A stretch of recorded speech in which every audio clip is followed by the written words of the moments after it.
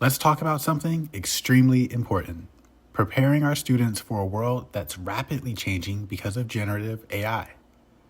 Even if technology isn't your strongest suit, this conversation is crucial. I'll break it down clearly, with examples showing why certain practices could either help or hinder student learning. First, imagine giving students an assignment to write an essay. You wouldn't allow them to just copy a friend's paper. That's clear. With AI, you should clearly outline what's acceptable. For example, you might allow AI to help students brainstorm ideas or create a rough draft, but ask that the final work reflects their own analysis and voice.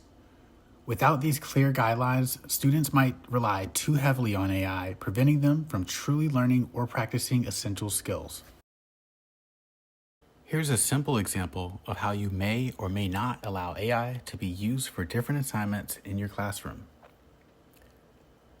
At level 1, we have solo work. Solo work is pretty self-explanatory. Students are not allowed to use AI at all, and they must think on their own to complete the assignment. At level 2, this is where the sparks for great ideas start to fly.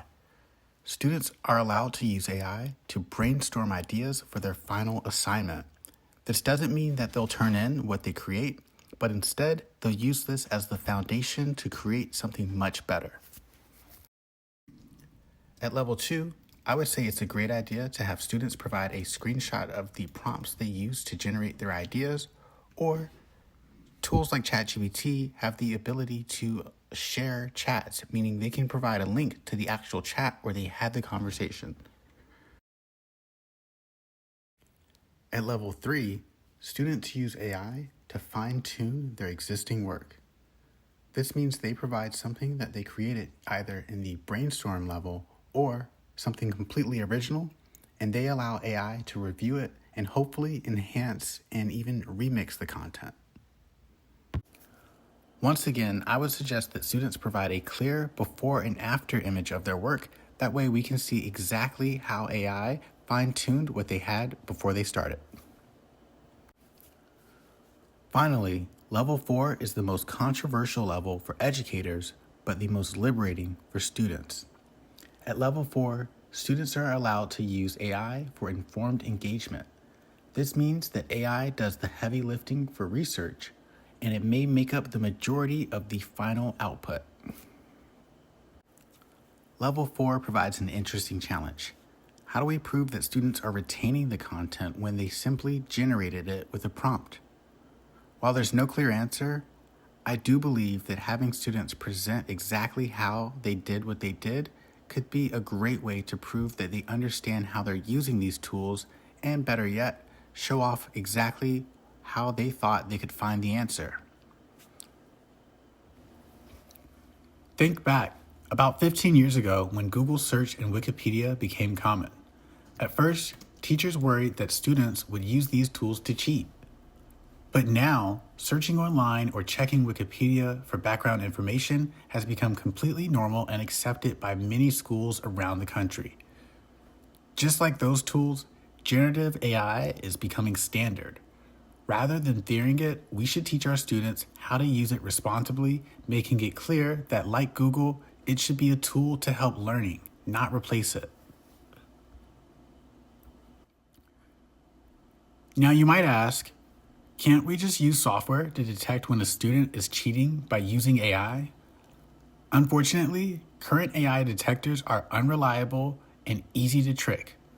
Unless a student directly copies and pastes AI output, including phrases like, "As an AI, I think," it's hard to prove a piece was AI generated. Furthermore, the latest AI tools like GPT 4.5 produce writing that looks remarkably human, sometimes even better than human-generated text. Instead of relying on detection software, it's more effective to focus assignments on personal reflections, discussions, or presentations that AI can't easily replicate. Long term, it's always important to remember that this is the worst that AI will ever be. The same Google search for AI text detectors also brings up AI text humanizers. This is a cat and mouse game with your students, and it will never end, which is why I suggest identifying which level of AI you allow for each assignment.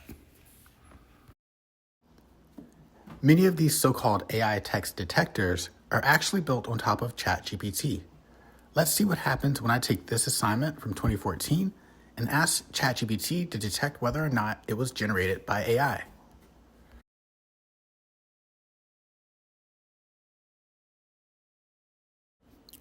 This time, it correctly detected that this was likely human written. But there's a catch. This was actually the fourth time that I ran this experiment. The first time, it wasn't too sure. It actually said that this probably was AI generated. Do you catch my drift? Do 25% of students deserve to fail because of an incorrect AI detector?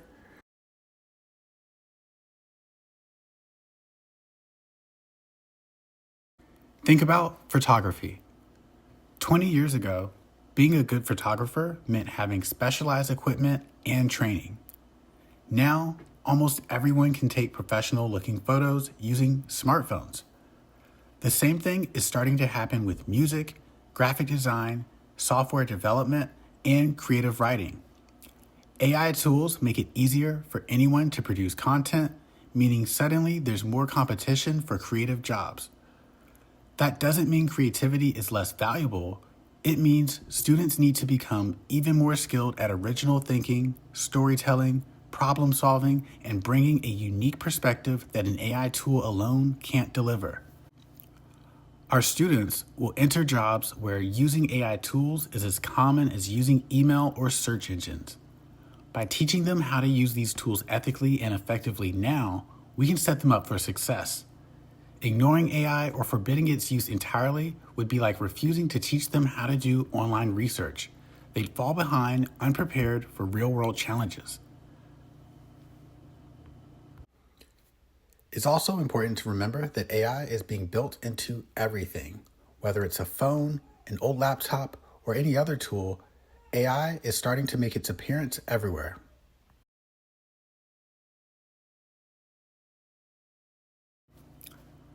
Our goal as educators isn't to block technology, but to guide students towards responsible use.